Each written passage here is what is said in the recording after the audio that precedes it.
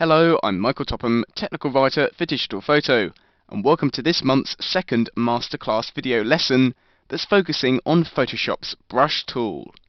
In the first masterclass video, we studied the brush tool in detail and took a good look at how we control it in the options bar, as well as learning how we create custom-made brushes from our own images using the Define Brush preset that's found underneath Edit in the menu bar. In this video, we're going to use the brush tool more extensively and see how it can help transform an image that's desperately lacking atmosphere and steam. Before we load up the start image, steam-engine.jpg, it's vital that we first create the two brushes we'll need to complete the steamy technique. We're going to run through the same process like we did a little earlier in the first video to create our own custom brushes. We'll use the Define Brush preset to save them to the Brush Preset Picker, and this will mean that they'll always be there for you to use at any time in the future, or with any other images that would benefit from an added steam effect. The first step in this technique involves creating an A4 document and making our two brushes, one which will be used to add the white steam and one that will be used to add a little bit of black smoke above the locomotive's chimney.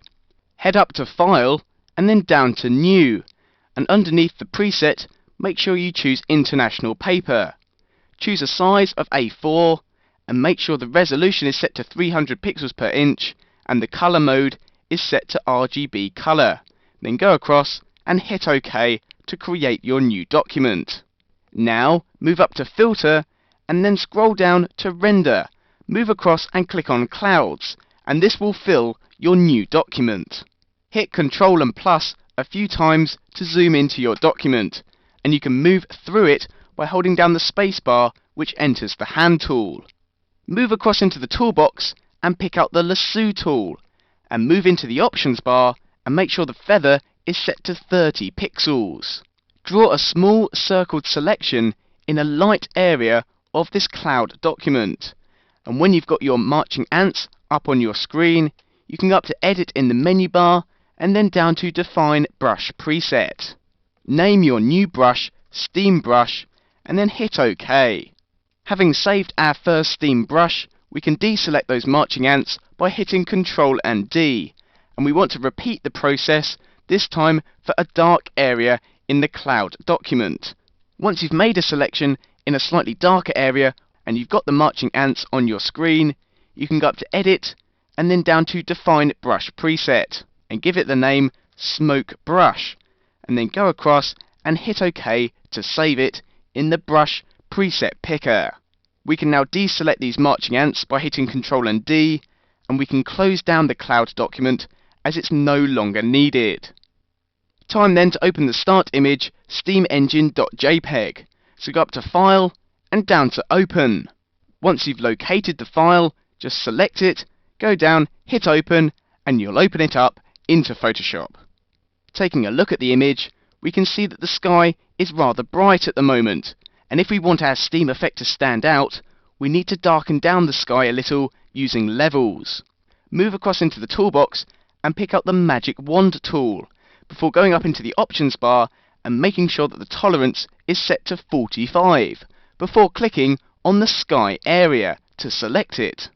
It's vital that we feather this selection so that we don't get any jagged edges when we make our adjustment. To feather our selection, go up to Select, down to Modify, and you can choose Feather, but on this instance I'm going to use the Refine Edge. Set the radius to 0 pixels and the contrast to 0%. Set the Smooth slider to 15 and set the feather to a value of 80 pixels. Also just move the Contract Expand slider slightly left to a value of -5%. Once you've done that, move up and hit OK to feather your selection. To darken down this sky, I'm going to use levels. So go up to Layer in the menu bar, down to New Adjustment Layer, and across and onto Levels. Take hold of the Shadow slider and drag this right to a value of 65. Once you've done that, take hold of the Gamma slider and drag this right to a value of 0.65. Moving the levels down a little bit on my screen and unticking the preview, we can see that the sky was rather bright beforehand, and clicking the preview shows that we've just darkened it down a little bit. Move up and hit OK to apply the Levels Adjustment layer. Before we select the brush tool from the toolbox and use our steam and smoke brushes that we've already created, it's very important that we create a new layer to work on. So go up to Layer, down to New, and across to Layer. Rename this new layer Steam Effect, and then go across, hit OK, and you'll see it there in your Layers palette. Move across to the toolbox and move down to your foreground and background colours. These should be set to black and white, and if you need to set them to default, just hit the letter D. Because we're going to be painting white steam first, it's important that we have white set as our foreground colour. So to swap these around, just hit the letter X. Move up through the toolbox and select the brush tool, or hit its keyboard shortcut, which is the letter B. Move up to the options bar and scroll right across to the right hand side, and click on the small icon here, which is the brush palette toggle, and that will load up the brushes palette alongside your layers palette.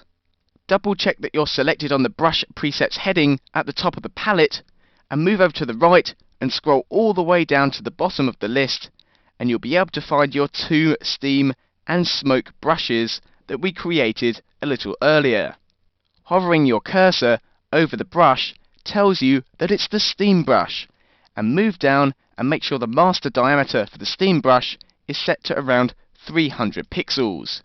Go across and make sure you've got a tick alongside smoothing, and then go up back through the palette and select the brush tip shape. Moving back down, we want to make sure that the spacing is set to 30%. To reduce the opacity of the steam brush, we can go up into the options bar and move the slider, but an even better way of reducing the opacity is using the numbers on your keyboard. We want to set the opacity to 10%, so just hit the numbers 1 and 0, and you'll be able to see there how the opacity has been changed to 10%. With the brush tool set up and ready to be used, we can zoom into the locomotive's chimney, so hit Ctrl and plus on the keyboard a few times, and move through the image by holding down the space bar. Use the brush tool and just make a few soft strokes above the chimney, and you'll be able to see how you're starting to add the steam effect. Once you've added a little bit of steam with the brush tool, you can afford to increase the brush size up to around 600 pixels. So hit the right square bracket key 3 times to increase it to 600 pixels, and reduce the opacity down to around 6% by hitting 0.6 on the keyboard. As you build up the white steam effect using the brush tool, you'll be able to see that you've got a haze of white steam across a majority of the blue sky. To define the white plumes of steam a little bit more, you can afford to increase the steam brush up to around 700 pixels by hitting the right square bracket key once, and you can increase the opacity up to around 10% by hitting the numbers 1 and 0 on the keyboard. Just use this brush a little bit more just to define the white areas of steam in the sky area. Don't worry too much if you think you've gone a little bit too far with the steam brush and the brush tool. We can always paint back some of the original detail in the sky area by using the eraser tool from the toolbox. Just go across and select it before moving up into the options bar, clicking on the brush preset picker, scrolling down through the list, selecting the steam brush. Go for a brush size of around 500 and opacity of around 20%, and just carefully use it just to brush back in a little bit of detail that was originally there in the sky area. This is also quite a good way of just getting a realistic effect with your white steam. If you don't think that the white steam is quite defined enough, then go up into the options bar and increase the opacity for your white steam brush up to around 15%, and then just carefully use it and paint it into the image, into the sky area a little bit, and you should come away with an image that's looking rather similar to that on my screen. Once you've got a lovely haze of white steam across a majority of the sky area, you're ready to add the black smoke using our smoke brush that we created earlier. Hit the letter X to switch our foreground colours around, so we'll now be painting with black. and move into your brushes palette and make sure you're selected on brush presets at the top, and scroll down through your brushes to find your smoke brush. Start with a master diameter of around 500 pixels, and then decrease the opacity right down to around 6%. When we're using the smoke brush, we need to use it very carefully and very lightly, just gently applying it, coming out of the chimney, and just direct it back towards the rear of the train. Now there's no rush when you're painting with the brush tool, just very carefully build up the effect. If you think the opacity is a little bit too much, go up into the options bar and just drop that down to around 4%. And if you think the brush size is a little bit too big, just decrease that by hitting the left square bracket key, down to around 250 for the smoke that's coming out of the locomotive's chimney. If you fancy painting in a little bit more white steam around the smoke, you can do by going into the brushes palette, selecting the steam brush, and then changing the foreground and background colours by hitting the letter X. Painting in with a bit more white steam can actually give it a really good realistic effect, and it gives it quite a nice balance, especially if you painted a little bit too much smoke with the black smoke brush. Now I'm quite happy with this smoke effect and how it's coming along. It's starting to look really realistic, but what I will do is I'll spend a bit more time varying my opacity, swapping between my steam and my smoke brushes, and changing the foreground and background colours. So what I'll do is I'll spend a bit more time and I'll rejoin you in around 10 or 15 minutes once I'm really happy with it. And this is the result after a bit of careful work with my steam and smoke brushes. What I think the image needs now is a little bit of steam around the engine's front end, around the cylinder and smoke box, to make it look as if there's some prototypical steam leaks. To do this, we need to zoom into the image by hitting Ctrl and plus, so we've got the image and the front of the loco nice and large on our screen. Make sure that you're selected on your steam brush and set the master diameter to around 90 pixels. Set the opacity in the options bar to around 7%, and then go into the brush tip shape inside the brushes palette and go down and increase the spacing up to around 50%. With the smaller steam brush set up, we can now use it just to paint a little bit of white steam around the smoke box area, just to make it look as if the locomotive was actually leaking in a few certain areas. So I'm just going to add a little bit of white steam around there very carefully, and just into these little areas just around the locomotive's front end. There might be a little bit of steam just coming out of those pipes there, so just add a little bit more steam. You can begin to see how that's just starting to make it look a little bit more realistic. If you think you've painted in a little bit too much leaking steam, don't worry too much. Just hit the letter X to switch your foreground and background colours around, and then paint with black and just paint in a little bit just to make the effect a little bit more subtle. Taking a look at the front of this locomotive, we can see that when we've painted with the white steam brush, it's actually obscured some of the locomotive's details, like the chimney and bonnet here. To brush back some of this vital detail, we can attach a layer mask to our layer number 1 in the layers palette and paint back some vital detail using the brush tool. Make sure that you're selected on layer number 1 in the layers palette, and then go down to the bottom of the layers palette and click on the add layer mask icon. Move up to the brush preset picker, and we want to choose a nice soft circular brush, and choose a size of around 65 pixels.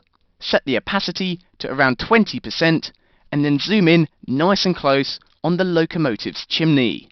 Taking a glance in the layers palette, make sure your layer mask is selected, and make sure that your foreground colour is set to black. Slowly use the brush tool just to reveal some of that vital information that was previously lost when we brushed over the chimney with the white steam brush. And you can see there that I'm just returning a little bit of detail of that chimney and the locomotive, and that's starting to look a lot better already. What I will do is I'll just work my way back down the locomotive a little bit and just brush back a little bit of detail on this bonnet here and on top of the dome as well. If you want to, you can increase the opacity very slightly up to around 30%, and then just continue just brushing back that detail, and we're just brushing back any of that obscuring steam that we created a little earlier with our steam and our smoke brushes. and that's already starting to look a lot better thanks to painting into the layer mask with our brush tool. When you're happy with the effect, you can just zoom out to check out your hard work by hitting Ctrl and minus on the keyboard. When you're really happy with your steam and smoke effect in your start image, then you can save the image by going up to File and then down to Save As.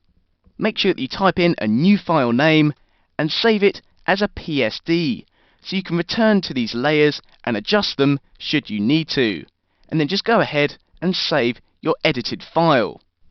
With a bit of time and patience, you'll be able to create a fantastic realistic steam and smoke effect just like this final image on my screen. If you've taken any images that would suit a little steam or smoke, like a traction engine or even an industrial scene for example, then why not apply the same technique to them? We'd love to see your results with the brush tool, and don't forget you can easily upload them onto our website www.photoanswers.co.uk. I hope you've enjoyed this month's masterclass video lessons, which have taken a detailed study of Photoshop's brush tool, and I look forward to bringing you more video lessons very soon. Bye for now.